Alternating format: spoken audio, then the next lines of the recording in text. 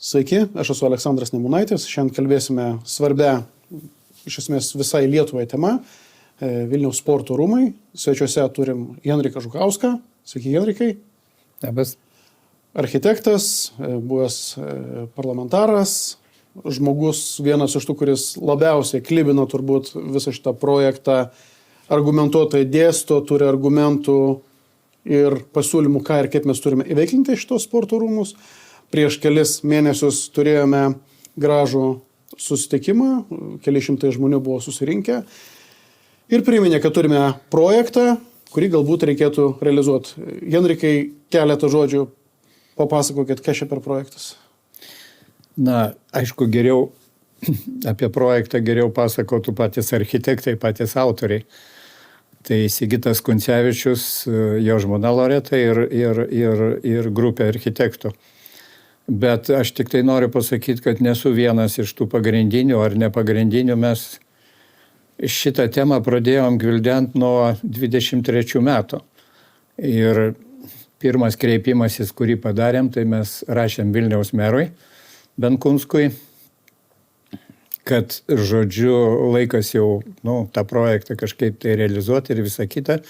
Aišku, atsakymo jokio negavom iš jo, nes, matyt, nukeliavo į šiukšliadėžę mūsų tas raštas, bet jį buvo pasirašę nemažas kiekis Respublikoje žinomų architektų. Turiu omeny ir nacionalinių premijų laureatų ir taip toliau, bet viskas nukeliavo į nebūtį ir paskiau iš kitų kanalų aš sužinojau, kad jam tas nerūpi, tas objektas nepriklauso Vilniaus miestui, o priklauso Turto bankui ir Vilnius atsakingas tik tai už teritorijos tvarkymą, už parko įrengimą. Tai po to jau 24 metais mes kažkaip tai, aš Augis Gučas, architektas, taip pat paveldosaugininkas žinomas, reiškia, Lietuvoje, ir aišku Vilius Kavaliauskas ir reiškia, mes tokią trijulę pradėjom, reiškia, aišku, pensininkai visi, o pensininkai, kaip žino, turi daug laisvo laiko ir gali sau leisti šitą dalyką, tai mes pradėjom ir vaikščioti. Ir prie mūsų dar prisijungė kaip tik projekto autorius Sigitas Kuncevičius dar buvo gyvas ir mes pradėjom nuo Seimo komiteto, kultūros komiteto, kreipėmės į kultūros ministrą, reiškia, Birutį tuo metu, reiškia, buvo jisai ir... Tai reiškia, jau čia visgi socdemų vyriausybė. Jo, jau buvo socdemų vyriausybė, dėl ko? Dėl to, kad mes vėl girdėjom tokius dalykus, kad Paluckas ruošiasi ten tos rūmus, reiškia, kažkaip su jais kažką tai padaryti, bet mes, aišku, parašėm raštus ir Paluckus, bet paskiau įsivyravo tas skandalas dėl Palucko, reiškia, ten veiklos ir pačiam skandalo jau apogėjui, man atrodo, jisai priėmė ne tai, kad sprendimą, jis tiesiog padarė pranešimą spaudai, kad šitie rūmai turi būti atstatyti, kad jie turi būti veiklinti, kad yra projektas ir taip toliau ir taip toliau. Tos informacijos mes jam buvom davę. Bet čia, aš iškart patikslinu, bet čia buvo tik pranešimas spaudai, kažkokio vyriausybės nutarimų net neturim. Vyriausybės nutarimai buvo, reiškia, 2, tai yra 15 metų Butkevičiaus nutarimas ir 15 metais buvo priimtas pagrindinis sprendimas pradėti projektavimą šitų rūmų kongresų, jau verčiant jos į kongresų centrą ir buvo paskelbti konkursai. Rūmai buvo išpirkti iš privataus asmens, tai iš Ūkio banko, kiek žinote, reiškia, Ūkio bankas buvo jos įsigijęs. Už 5 milijonus eurų buvo išpirkti ir jau perėjo valstybės nuosavybėn. Buvo parengtas konkursas, konkursą laimėjo architekto Kuncevičiaus, reiškia, firma ir jie praktiškai padarė projektinius pasiūlymus ir toliau, reiškia, vystė tą projektą. 18 metais pasikeitė valdžia, į premjero postą atėjo Skvernelis, kuris pataisė vyriausybės nutarimą Butkevičiaus, bet praktiškai pataisė dėl to, kad terminai jau buvo, reiškia, pasibaigę ten to statybos darbų. Jisai tik tai pratęsė terminus bet paliko galioti valstybei svarbaus pastato statusą. Žodžiu, viskas vyko kaip ir vyko. Na, 24 metais vėl pasikeitė valdžia. 23, 24, kaip žinote, atėjo konservatoriai į valdžią ir nežinau, kokio tikslo vedini, reiškia, jie pradėjo kalbėti, konservatoriai, ir Šimonytė sudarė darbo grupę, kuriai vadovavo Gelūnas. Aišku, interesai buvo tokie, kad tie sporto rūmai negali būti ar priklausyti kokiai ūkio ministerijai, dar kam nors, nes Gelūnui matyt parūpo turėti sporto rūmus kaip savo, kaip muziejaus objektai. Už tai gimė ta idėja padaryti jų žydų muziejų, ten memorialą ir taip toliau. Aišku, kažkur tai tame tarpe pamininti ir tai, kad ten buvo ir Sąjūdžio suvažiavimas, kad ten buvo ir sausio 13 aukos, reiškia, pašarvotos, kad ten buvo ir medininkų aukos pašarvotos. Nu, žodžiu, tai, kas mums labai svarbu, buvo taip nukišta į antrą planą. Buvo sudaryta komisija iš 21 asmens, iš kurių 11 buvo ne Lietuvos piliečiai ir ne Lietuvos tautybės piliečiai, aš galiu taip pasakyti. O kas? Tausia, čia ir buvo žydų bendruomenės? Pavardės yra žinomas, aš dabar jų negaliu jums pacituoti, bet esmė tokia, kad buvo sukviesta iš kažkokių žydų organizacijų, tarptautinių ir pasaulinių, Europos žmonės atvažiavo ir jie ieškojo to koncepto, ką galima būtų padaryti čia įveiklinus ir padarius žydų muziejų. Tai esmė yra tokia, aišku, ten buvo ir lietuvių atstovų, tai jeigu, kiek atsimenu, buvo Pakalnis vyriausias architektas, jie, man atrodo... Paskui pakeitė net Kairienę, aš kaip Vilniaus miesto savivaldybės tarybos narys žinau, kad ten karts nuo karto jinai raportuodavo, ką jie ten nusprendė. Tai esmė yra tokia, kad atsirado tas noras, bet juridiškai vėlgi tos, reiškia, grupės, patvirtintos Šimonytės grupės, priimti sprendimai taip pat juridiškai nebuvo įtvirtinti. Tai buvo tik tai pasitarimo protokolas, kuriame buvo, reiškia, konstatuota, kad galima šitai padaryti ir kad to viso realizatorius bus muziejų direkcija, nacionalinio muziejaus direkcija su Gelūnu priešakyje. Tai štai tokia buvo padarytas toks žingsnis, bet kaip vėlgi minėjau, jis nuskambėjo vėl tik spaudoj ir vyriausybės protokolo lygmenį. Juridiškai nebuvo atšauktas Skvernelio tas vyriausybės nutarimas. Jeigu praktiškai tai būtų padaryta, tai dabar mes čia nesėdėtume ir nekalbėtume. Tai esmė yra kokia, kažkaip priimami sprendimai, keičiamos idėjos, bet juridiškai kažkaip tai šitas dalykas nėra privedamas iki galo. Ir dabartiniu metu Rugenienė kalba apie tai, kad galbūt perduos Vilniaus miesto savivaldybei, galbūt jie įrengs čia žydų muziejų. O Benkunskas neskuba, tarp kitko. Bet kiek aš supratau, kad jisai labai gražiai ministrei pirmininkiai nupaišęs perspektyvą. Ta prasme, kad čia mes galim paimti, mes galim sutvarkyti, mes galim padaryti ir, žodžiu, jūs tik tai nedarykit čia kongresų centro dėl to, kad mes kongresų centrą statysime prie Seimo. Tai yra konkurencija. Bet, kaip aš sakau, žinot, konkurencija gali būti pardavinėjant ledus arba, sakysim, pieną ar dar ką nors. Čia šiuo atveju konkurencijos nėra ir negali būti, nes padorūs miestai, ES sostinės, jos turi po 2-3 kongresų rūmus. Tai yra visur, kur yra noras vystyti tą konferencinį turizmą, tai nėra vienos salės reikalas, tai yra kokių 4-5 salių reikalas, didelių salių. Tai tada iš viso pasaulio ir iš Europos, reiškia, žmonės žino šito konferencijų centro galingumą, žino aptarnavimo lygį, žino viešbučių skaičių, viską žino, tas yra infrastruktūra, juk konferencijai ne vien žmonės susirenka, jos reikia ir aptarnauti, apgyvendinti. Tai šitie miestai turi, sakau, po 3, po 4 sales. Aišku, lyderiauja Viena, Paryžius lyderiauja, nes, tai yra, jie labai anksti suprato, kad šitas verslas yra labai perspektyvus.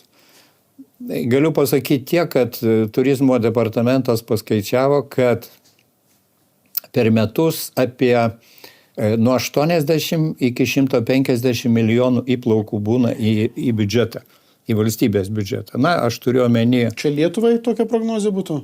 Tai taip yra. Jie skaičiuoja, yra skaičiavimas, nes, sakau, įeina aptarnavimas, apnaktvindinimas, maitinimas, vežiojimas, turizmas, demonstracijos miesto ir taip toliau. Tai yra įplaukos iš visų tų renginių, kurie yra. Dėl to galiu pasakyti drąsiai, kad jeigu premjerė abejoja dėl šitų rūmų atsipirkimo, tai jinai be reikalo abejoja. Pastačius, kad ir šitą centrą, kuris gali būti pastatytas, sakysim, per metus laiko, nes leidimai visi yra, viskas yra, belieka tik tai rangos konkursą padaryti ir pradėti statybą. Tai aš dabar norėčiau paklausinėti, kad iš tikrųjų mes išsiplėstume kažkur, tiesiog sudėtume galbūt tokius faktus. Nes aš kai žmogus irgi iš verslo, tai aš ir čia suprantu, kad net nebūtinai pats kongresų centras ir turi atsipirkti.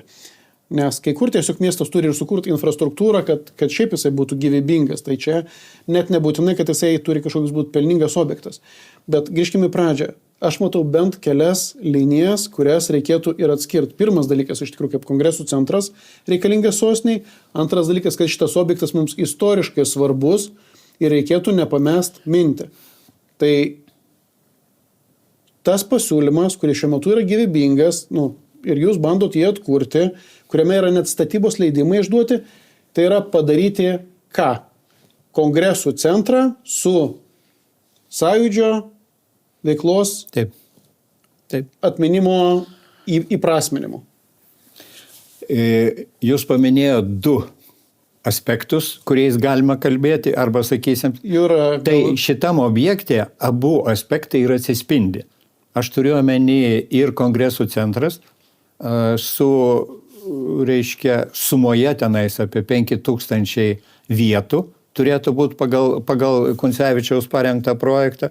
Didžiausia salė 2500, kas tikrai atitinka jau gero kongreso lygmenį. 2 salės maždaug po 250 vietų, kas irgi ir gerai. Ir kitos salės ten mažesnės iki 100 vietų. Sumoje mes turime apie 5000 vietų. Įrengus, visą tai, kas yra numatyta projekte. Tai vienas dalykas. Antras dalykas. Be šitų kongresinių, ir kongresinio turizmo dalykų ir viešo maitinimo, kas irgi tenais yra numatyta, yra numatytos ir numatyti plotai ekspozicijom. Ta prasme, kongresas ne vien pasėdėjai, ten pakalbėjai, išėjai, išgerėjai kavos, ten turėtų būti įrengtos ir ekspozicijos skirtos ir sąjūdžiui, ekspozicijos skirtos kovo 13,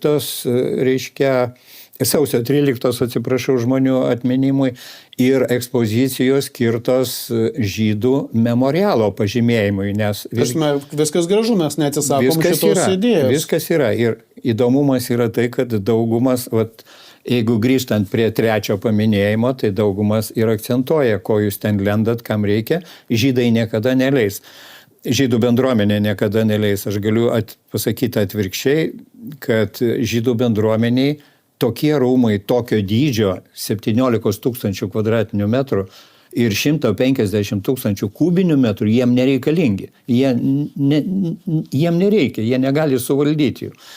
Kaip Faimna Kuklianski ir pasakė, mes nestatybininkai ir mes tokių objektų nedarom. Mums užtenka žymiai kukliau. Tai šita ekspozicija ten numatyta iki 500 kvadratinių metrų. Tai ta ekspozicija būtų labai didelė. Labai didelė, be galo didelė. Ir ten, aš nežinau, ar būtų galima, aišku, eksponuoti, bet tam turėtų irgi architektai padirbėti, suplanuoti, sukurti tą ekspoziciją. Tai kaip jūs ir sakėt, 2 viename. Čia yra labai geras dalykas. Ir esmė yra kokia, kad tai, kai šitie rūmai buvo projektuojami kaip kongresų centras, Verslininkai į tai labai žaibiškai reagavo ir jūs puikiai žinot, kad Avulis pastatė vieną viešbutį, Kauno meras pradėjo statyti dar vieną viešbutį, dėl to, kad Kongresų centras su užimtumu tokiu 2,5–5 tūkstančiai žmonių, tai praktiškai reikalauja ir viešbučių. Tie viešbučiai visai šalia. Infrastruktūra sutvarkyta, reiškia, ten galima pėsčiomis nueiti. Nu, visi maloniai pasivaikščiotų, pažiūrėtų į Gedimino pilį, į Trijų kryžių kalną. Nesutvarkyta beje irgi Gedimino kalną, bet čia nesvarbu. Tai esmė yra tokia, kad tai yra saugoma senamiesčio teritorija ir ten viskas yra tvarkoje, taip kad viskas yra padaryta, viskas turėjo būti padaryta taip, kaip reikia. O Kongreso rūmai, kuriuos planuoja prie Seimo, tai truputėlį, kaip jie sako, jie bus dvigubai didesni.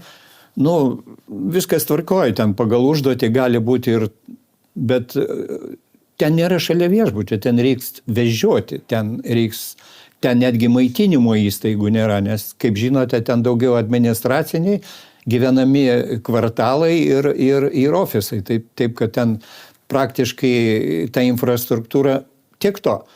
Reiškia, jeigu Vilniaus meras nori pastatyti, tegul stato, aš tai tik džiaugčiausi dėl to, kad Vilniuje atsirastų 2 tokie Kongresų rūmai. Žinot, kaip Vilniaus politikas aš jums pasakysiu, kad tas jo idėja ir dabar, kad vyksta architektūrinės konkursai ir taip toliau, bet čia ta idėja, kuri bus realizuota irgi po 5, 7, gal 10 metų. Taip. Ir ten eina kalba dabar, kad tai jeigu bus tie konferencijų centras prie Seimo, dovanokit, tai kainuos apie 200 milijonų. Čia sporto rūmų sutvarkyti, aš girdėjau vardintą kainą apie 40 milijonų. Ir jeigu ten yra vizija, kažkokia net ne vizija, vizijos paieškos, tai čia jau viskas yra. Jeigu kažkas jungtų žalią šviesą sporto rūmų rekonstrukcijai, pagal tą patvirtintą planą ir kuriam išduotas statybos leidimas, kada galėtų ir prasidėti tos rekonstrukcijos? Matot, kaip yra. Esmė yra kokia, kadangi tai yra valstybės turtas ir turto bankui priklauso, turėtų būti paskelbtas rangos konkursas. Rangos konkursas paskelbiamas ir tada, laukiame rezultatų. Toks konkursas jau buvo paskelbtas ir ten buvo atrinkti jau rangovai, tai buvo kažkur tai, jeigu neklystu, kažkur 19–20 metais, bet ten pačiam konkurse dalyvavo kažkokia įmonė, kuri ne visai sąžiningai tenais dirbo ir tas konkursas buvo panaikintas. Tai vat, kiek laiko užtruktų rangos konkursas ir paskiau statybos darbai. Statybos darbai, aš nei kiek neabejoju, truktų metus, 1,5 metų. Dėl ko? Dėl to, kad objektas yra pakankamai tvirtas ir geras ir esmė yra kokia, ten reikėtų tik tai atlikti tos paminklo tvarkinius tvarkymo darbus, konstrukcijos yra geros, tai yra pakeisti išorės ten vitražus ir taip toliau ir faktiškai interjero įrengimas ir daugiausia darbo užtruktų inžinerinės infrastruktūros įrengimas, nes kaip žinot dabar pasikeitė, reiškia daug labai normatyvų, tai yra ir vėdinimas, ir šildymas ir viskas tas turėtų būti pakeista. Bet aš pasitikslinsiu, pačios konstrukcijos yra geros. Geros. Nes čia yra irgi vienas iš tų mitų, skepsis, bent jau kiek aš matau po komentarais, ar tikrai yra gerai ir ar nėra taip, kad mes bandom išsaugoti kažką, kas jau tuo vėliau ir pagriūsta. Iš jūsų girdžiu, kad atvirkščiai, čia labiau mes vidų turėtume sutvarkyti. Aš kaip sakau, aš nesu ekspertas, bet konstrukcijos yra tikrai geros, patikimos ir jūs teisingai pasakėte, tai yra vienas iš mitų, kai sako, kurie nenori, ieško priežasčių, viena iš priežastys, kad ten galbūt reikėtų jį ir nugriauti. Taip, čia aš jau matau, kad kišo ausis verslininkų, kurie tikrai norėtų, kad ten būtų nugriauta, bet tada kyla klausimas, jeigu tie rūmai būtų nugriauti, ar būtų leidimai tenai statyti kažkokius daugiabučius. Aš taip įsivaizduoju. Nes esmė yra kokia? Dėl ko gimė tas žydų bendruomenės pasipriešinimas? Dėl to, kai žemė buvo išpirkta ir privatizuota Ir kai Avulis pradėjo statybos, nugriovė Žalgirio stadioną ir su tom statybom pradėjo artėti prie Neries, tai atsirado žydų bendruomeniai, reiškia, tas noras priešintis ir jie sustabdė šitą ėjimą. Invaziją link Neries. Nes kai tu ateini iki Neries, tai atsiveria tokie vaizdai, kad ten apartamentai kainuotų turbūt po 50 000 už kvadratinį metrą. Dabargi pastatytas Žygimantų gatvėj nauji būtai, tai mesgi matom, kiek kainuoja kvadratas ir ten kosmosas. Tai šičia yra mitas ir tas mitas yra visą laiką, reiškia, kišamas, eksploatuojamas dėl to, kad gal tikrai reikia juos nugriauti. Kam jie mums tokie reikalingi? Sovietinis, žinai, pastatas, girdi čia toks, žinai, verkia čia tie architektai, kad čia kažkoks brutalizmas, koks ten betono gabalas stovi. Taip, bet šitas betono gabalas yra taip sukonstruotas ir tarp kitko Henrikas Karvelis buvo konstruktorius, kuris, reiškia, padarė atradimą, tas atradimas užpatentuotas, tai yra ta vantinė stogo konstrukcija, jinai užpatentuota ir tai yra vienintelis toks, kaip pasakius, objektas Europai, nežinau, dėl pasaulio nežinau, bet Europoje taip. Ir jis tikrai įtrauktas į pasaulio žymiausių brutalizmo architektūros, reiškia, objektų ir įvairiuose pasaulio žurnaluose, ten, kur žinomiausi pasaulio architektai demonstruoja savo kūrinius, savo pastatus, ten yra ir mūsų sporto rūmai, ir Henriko Karvelio kaip konstruktoriaus atradimas, o Landsbergio ir kitų architektų suprojektuoti. Jie yra, šiandien galiu pasakyti, kad vienas iš tų brutalizmo šedevrų, kurie dar likę Tarybų Sąjungoje ir pas mus Lietuvoje. Ir tuo reikėtų didžiuotis. Ir aš noriu grįžti prie Vilniaus mero. Man keistas jo požiūris į kultūros paveldo objektus, kurie yra Vilniaus mieste. Juk faktiškai tai ir mero prerogatyva ir pagrindinis darbas žiūrėti, kad kultūros paveldo objektai būtų tvarkomi. Visiškai, vėlgi, paprastam žmogui jam net nelabai įdomu, kas atsakingas už šitą objektą. Vilnietis įsivaizduoja, kad šitas dalykas, Vilniui objektas reiškia, turi būti prižiūrėti. Kaip tarpusavį tie klerkai susitarė, kieno pavaldumai ir kas, kur kaip, mažiau įdomu. Tai šitas objektas turėtų rūpėti Vilniaus merui. Ir rūpėti dėl to, kad jis jau padarytas. Išleista kažkur tai apie 100 000 eurų projektavimo, tyrinėjimo, sąlygų, reiškia, paveldosauginių tyrinėjimų darbam. Išleisti pinigai. Reikia tik tai užbaigti objektą. Aš jo vietoj būčiau suinteresuotas šitą padaryti, kiek galima greičiau. Ir tokioj urbanistiškoj svarbioj vietoj turėtų objektas nužibėti, skambėti, ne? Vėlgi, dėl dviejų priežasčių, kaip minimum, kad turėtume iš tikrųjų pagaliau per porą metų turėtume objektą, kuris ir būtų kongresų centras, ir paskui galėtų galvoti statyti, ką tu nori šalia Seimo. Tai jie neturėtų vienas kitam prieštarauti. Kitas dalykas, nepamirškime, kad Valdas Benkunskas yra Tėvynės sąjungos narys, ne paskutinis. Bet būtent šita partija kažkodėl labiausiai priešinasi tam, kuris skelbiasi labai jau patriotinė, bet įveiklint šitą Lietuvai, čia irgi ne tik Vilniui, Lietuvai svarbų objektą, yra vieni didžiausių kliučių. Net ir Šimonytės organizuota ta komisija buvo skirta iš esmės sugriauti prieš tai buvusius susitarimus. Žinot, šita partija be Šimonytės dar turi ir vieną, sakysim, narį.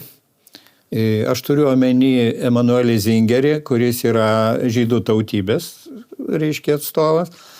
Ir man atrodo, kad jo žodis toje partijoje nėra pats paskutinis.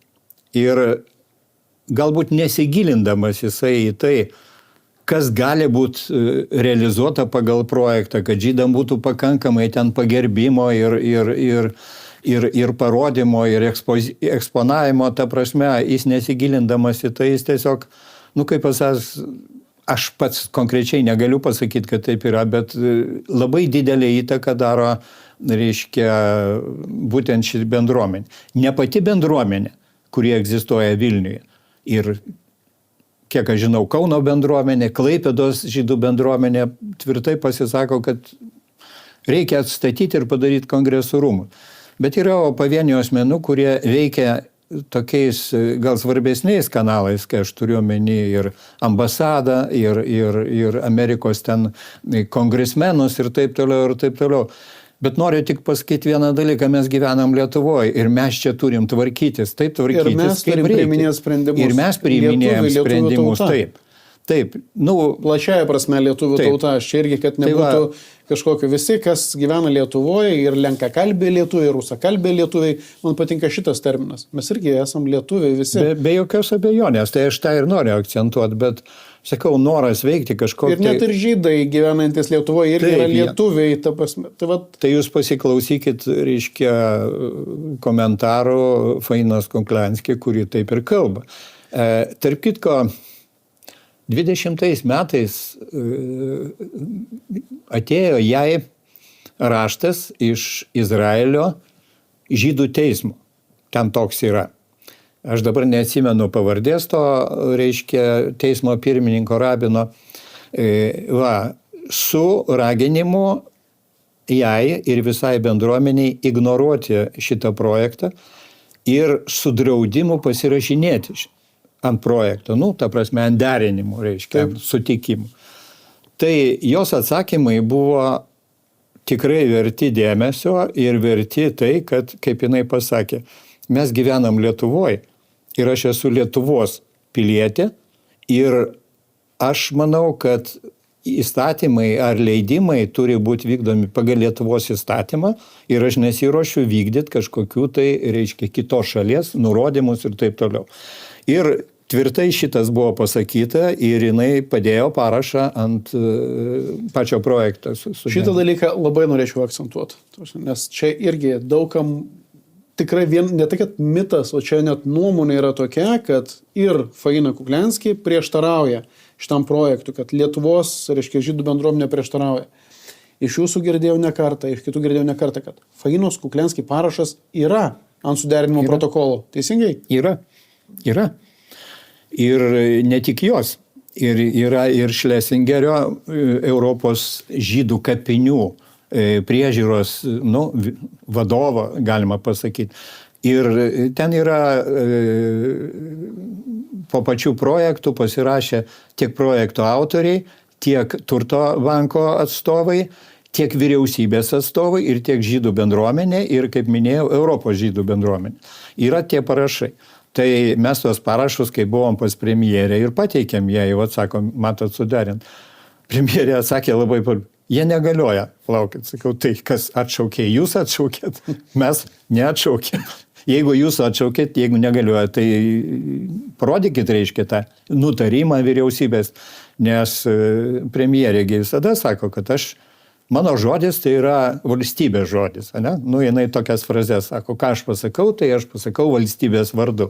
Tai jeigu valstybės vardu, tai pas mus valstybė yra valdoma, vyriausybė, reiškia, daro tvarkus, bet jinai per nutarimus, per potvarkius. Vienas dalykas, kitas dalykas, šiaip yra parlamentinė. Ir čia perėsim gal šiek tiek vėliau pasiklausinėsiu apie tas iniciatyvas Seime, bet dabar irgi, kadangi jau palėtėm žydų kapinių klausimą, kaip yra su tom žydų kapinėm.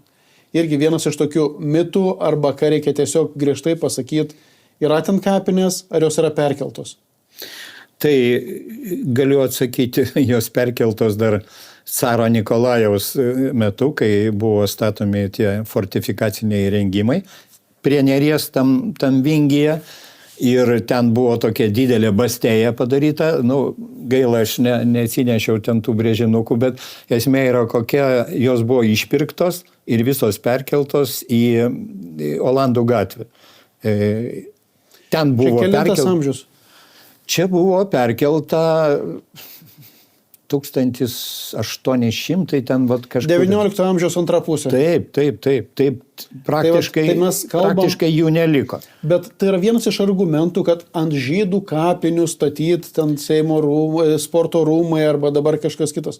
Bet čia yra melas. Matot, kaip pasakius, čia yra irgi vienas argumentų tų, kurie nenori, kad būtų kažkas padaryta. Jie žaidžia tokiais dalykais. Bet jeigu mes žaidžiam faktologiją. 71 metais, kai statė sporto rūmus, tenais visa teritorija buvo iškasinėta ir išvaguota.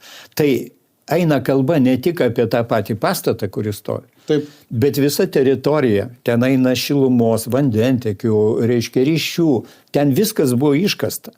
Ir aišku, ten kiek buvo tų kaulų, ar jie buvo, nežinau, kai buvo susandėlioti, tai buvo tarybiniai laikai. Tarybiniais laikais, truputėlį santvarka buvo kita ir požiūris buvo kitas.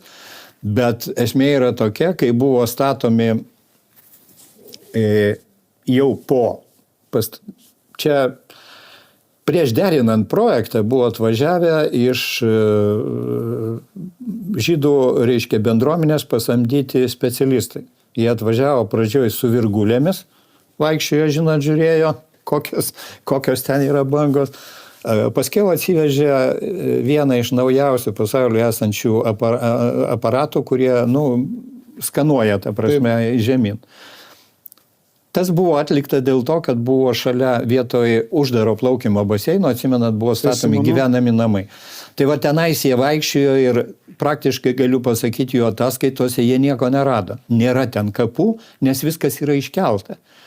Kai caro laikais, reiškia, statė tas bastėjas, vėlgi tas gruntas visas buvo sumaišytas. Bet pažydus yra, reiškia, tokios istorijos, religinės sampratos, ar kaip ten galima pavadinti, kad ten, kur buvo jų kapinės, tai ten visada yra pagarba ir ta prasme negalima judinti nieko ir taip toliau.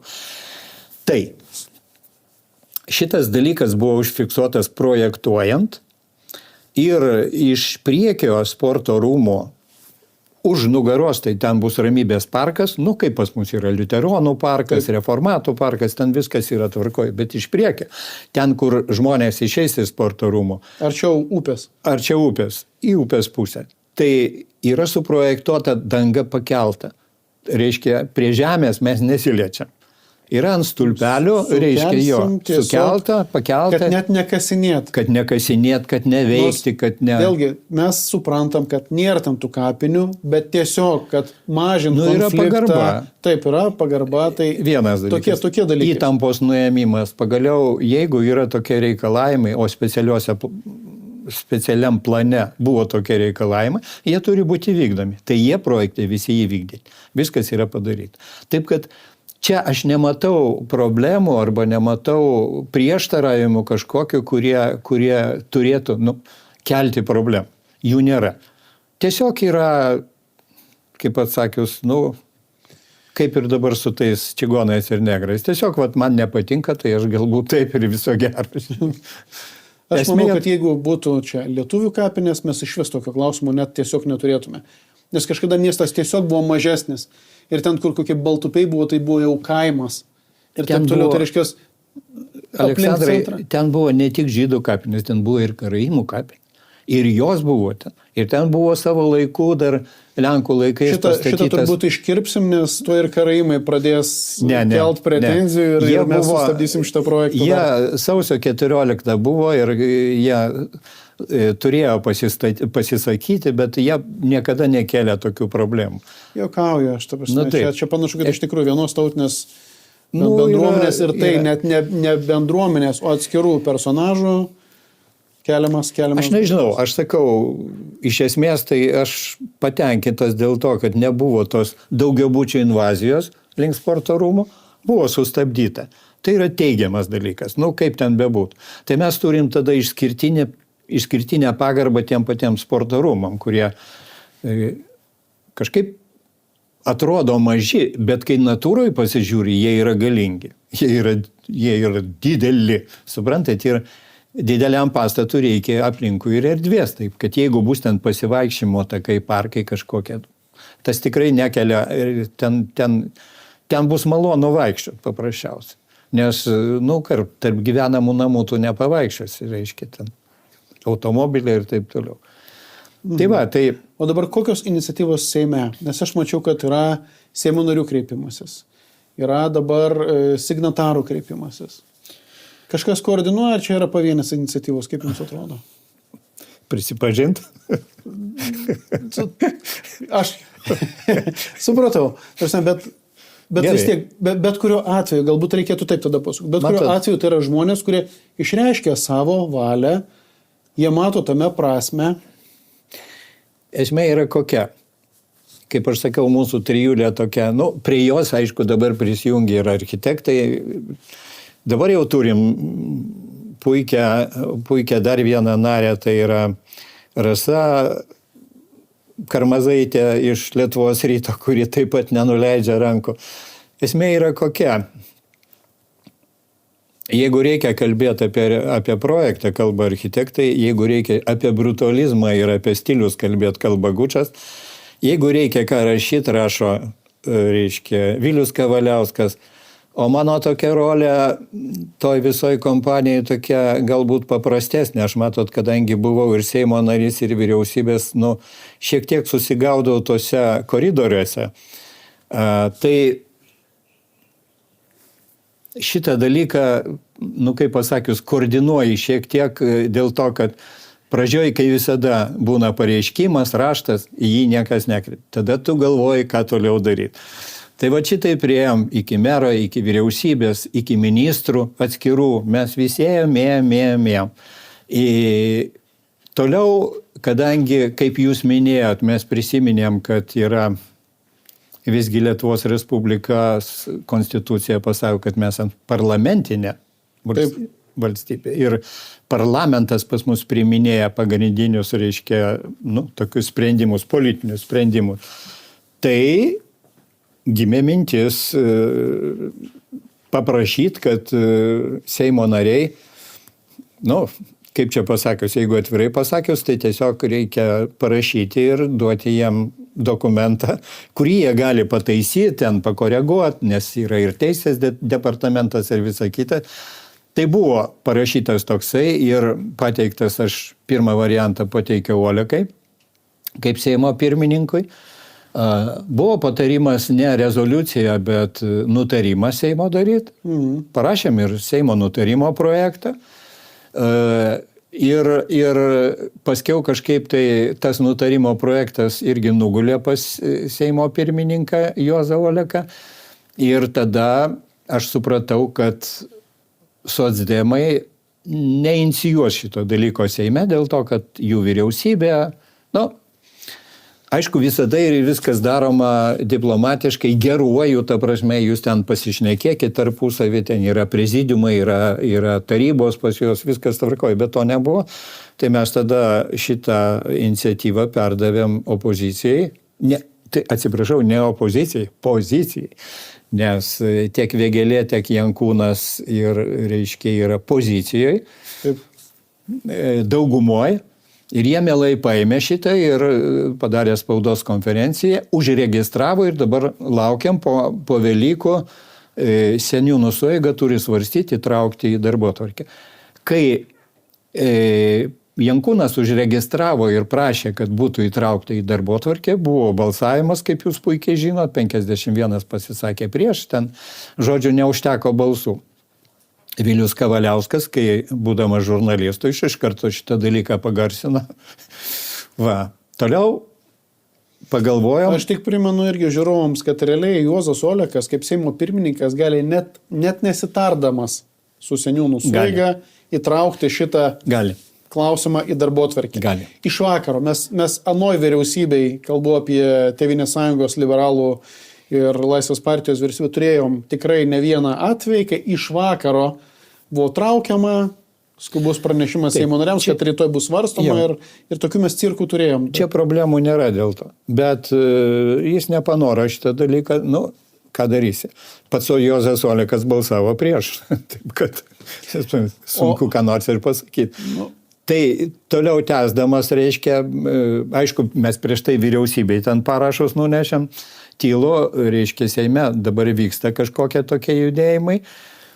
Tai paskiau buvo pagalvota ir apie tai, kad turim dar vieną tokią labai solidžią žmonių grupę, tai yra signatarus, kurie praktiškai ten pavieniai signatarai vis kažką tai pritardavo, kalbėdavo. Kovo 11, reiškia, minėjime Seime, Algimantas Norvila kalbėjo apie sporto rūmus. Įspūdingai. Tai va, tai buvo tokios pavienės iniciatyvos, tai mes tiesiog pasitarėm su Birutė Valionytė, atsiprašau, ir ta prasme gimė šitas dar vienas kreipimasis į prezidentą, į vyriausybę ir su parašais, 53 parašais, vėl Vilijus Kavaliauskas taip pat pagarsino šitą dalyką ir pasidžiaugia, kad 53 plus 51 laimi kol kas signatarai. Tai va, žiūrėsim, kaip bus. Noriu dar pasakyti, kad parašėm raštą ir kreipėmės į prezidentą. Jūs žinot, kai visuomeniai kas nors būna nepatenkintas, jie rašo raštus į prezidentą, vyriausybę, į ministrą. Paprastai adresatų būna sąrašas ilgesnis negu pats tekstas. Tai mes tai atskirai darėm, reiškia, tiesiog palaukę, kada bus visuomenės tyrimai, tai yra su pagrindimu. Mes negalim, taip sakyti, žinot, emociškai, kad čia mum reikia, ne mum reikia, reiškia, čia visuomenė. Čia, žinot, visada gali pasakyti, o ta visuomenė kas? Čia jūs keliese bet mes užsakėm ir tyrimus, Baltijos tyrimus ir Vilmorus tyrimus. Aš tarp kitko, čia irgi pabaigę, mes jau artėjame į pabaigą, aš ir norėjau pasilikti šitos klausimus, ar matot, kad yra visuomenės palaikymas? Vilmorus tyrimai buvo padaryti šiek tiek anksčiau, praeitų metų gale, 25 metų gale. Ten, reiškia, 5 procentai pasisakė už žydų muziejų, tai yra memorialinį muziejų, reiškia. O 76 procentai pasisakė tai, kad turi būti kongresų rūmai ir atstatyti ir viskas tvarkoj. Baltijos tyrimai dabar truputėlį rezultatai kiti, bet jų metodikos skiriasi, reiškia, tų tyrimų, tai mes dėl to 12 procentų pasisakė už, reiškia, tą muziejų žydų memorialinį ir 70 procentų pasisakė už atstatymą, kongreso rūmų įveiklinimą. Ir kas įdomiausia, kad kaip pasižiūrėjom visus pjūvius, tai iš tų 70 procentų, kurie pritarė, ten 60 procentų yra konservatorių rėmėjai. Tėvynės sąjunga. Tėvynės sąjunga. Nes ar jie konservatoriai, tai po klaustuku, nes konservatoriai tai turėtų ir pasižymėti patriotiškumu, konservatyvių požiūrių į šeimą, nesiūlė dekriminalizuoti narkotikų ir taip toliau. Tai Tėvynės sąjungos rinkėjas iš esmės. Rinkėjas iš esmės. Kas keisčiausia, kad Nemuno aušros rinkėjai pasisakė už žydų muziejų. Toks įdomus paradoksas. Bet ir įdomus ar ne, nes aš manau, kad sąžininkai, kad šitas skandalas yra dirbtinis. Pacituot vaikišką eilėraštuką ir turėti tai kaip pagrindą išvadinti ir ten net teismų pripažinti žmogų antisemitų, man atrodo, per stipriai. Ir tie adekvatų žmonės tai net nesureagavo. Bet grįžtant prie to, kad kodėl Tėvynės sąjungos rinkėjas, nes tai aš irgi įsivaizduoju, kad yra tie žmonės, kuriems svarbu ir sausio 13 ir sąjūdis, ir visa tai, medininkai. Mes šnekėjom čia pradžioje apie tai, kad pasikeitė karta. Atėjo karta, kuri nebuvo, reiškia, Sovietų sąjungai. Atėjo karta netgi, kuri nebuvo ir sausio 13 ir kovo 11. Jie buvo jauni, jie buvo maži, jie buvo, kaip pasakius, dar mokyklinio ar darželinukų amžiaus. Tai esmė yra tokia, kad jiem tas nieko nesako. Jiem neįdomu. Jiem įdomu tai, kuo jie šiandien gyvena.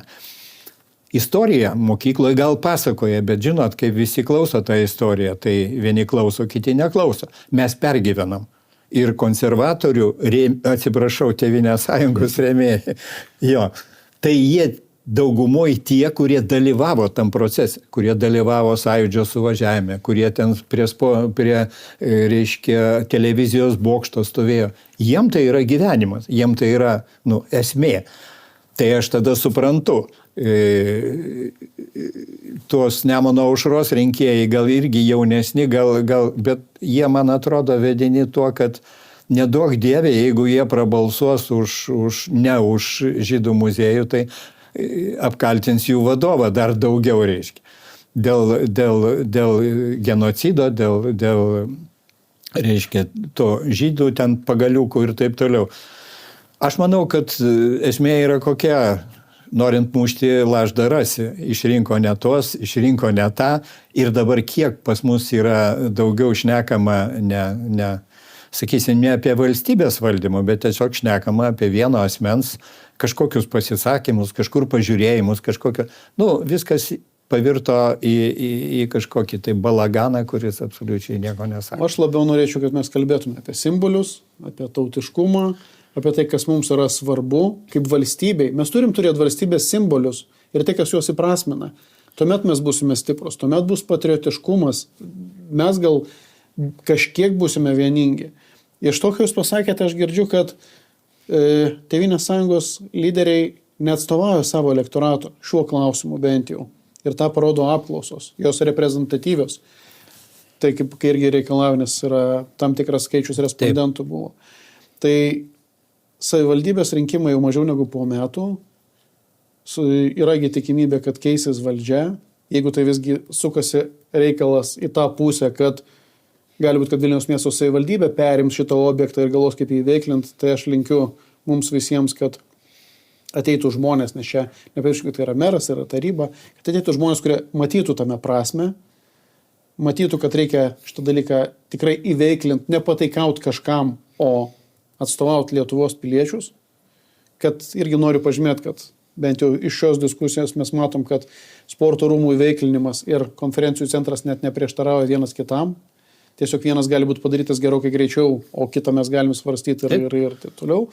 Bet tą padarytume pakankamai greitai ir, man atrodo, tikrai uždėtume riebų pliusą, kad pagaliau irgi po tiek metų šitas objektas svarbus Lietuvai yra sutvarkytas. O aš norėčiau, kad neišsipildytų vakar dienos tokie pajokavimai, kur buvo jokaujama, kad tiek verslo žiniuose, tiek Alfos portale, kad buvo jokaujama, kad viskas jau premjerė atidavė, reiškia, ta prasme ir viskas.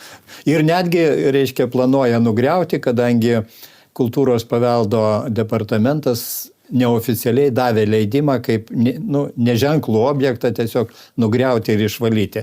Tai čia buvo balandžio 1, gerai būtų, kad tai neįvyktų, bet jeigu objektas bus atiduotas Vilniaus savivaldybei, tai aš tame irgi nematau didelės tragedijos, dėl to, kad aš kalbu apie savivaldybę, ne apie merus dabar. Dėl to, kad nėra skirtumo, kas vadovaus atstatymui, arba kas organizuos atstatymą, ar kas rinks pinigus, ar kas skirs lėšas. Esmė tame, kad svarbu, kad tą objektą sutvarkyti. O ten bus Benkunskas, gal ir jo, reiškia pasikeis pozicija, bus meras Nemunaitis, gal jisai pažiūrės visai kitai, bus meras dar kažkoks, tai aš nežinau dabar visų kandidatų. Gal jie supras paprasčiausiai labai elementarų dalyką, kad čia nereikia politikuoti ir nereikia skaldyti tos visuomenės. Sporto rūmai kaip Sąjūdžio būstinė, kaip tas istorinis, reiškia, objektas, jis neskaldė, jisai jungia. Atsimenat, suvažiavime, reiškia, tiek Brazauskas sėdėjo, tiek Landsbergis, tiek Čepaitis, tiek Martinkevičius, visi sėdėjo vienoj krūvoje ir visų tikslas buvo vienas. Tai sporto rūmų prigimtis yra tokia – vienyti.